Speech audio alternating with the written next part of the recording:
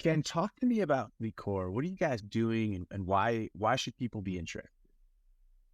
Yes, I think it's interesting for most people who see Fleetcor, right? They go, "Oh, it's a fleet management type company," and we're not. We're fintech, right? It just one of our specialties happens to be fuel card processing. So we're behind white labeling fuel cards for a lot of companies.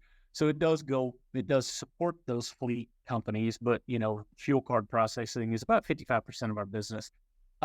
We also are a global company. We do cross-border payments. We move a lot of money overseas, so that's interesting, right?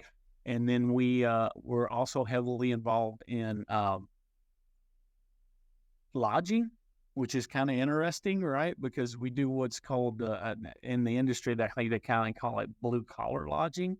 And that's one of our largest growing segments of business. Is we have systems that help things like airline crews or companies that have a large group of people that travel, that allows them to process fine, inexpensive room and board, and helps, and then our system invoices it. So it keeps them from having to do so much credit card swiping. And then the other piece of our business is we actually do B2B bill pay, invoice payment.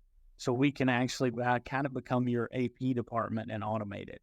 So we're pretty diverse, and I think that's what makes us interesting. And I think the new thing we're jumping into, because we are a fuel, Fleetcor started out as a company called Fuel Man long time ago.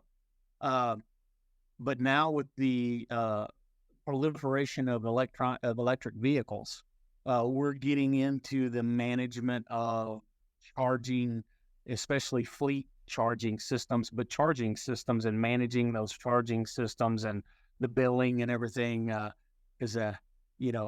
think now people are starting to realize charging your electric car is not free. And you plug one into your house during peak hours, you'll find out how expensive it is to actually charge those things. And this system our management systems will allow you to figure out how to optimize that charging cycle, when to charge it, when power is cheaper and things like that. Because that's another thing I think a lot of people don't realize, that at certain times of the day, power is either free or cheap, depending on where you're at in the world, and but only after a certain time. So you may want your system to be intelligent enough to do it at that time. So I think that's one of the neatest things we're working in right now.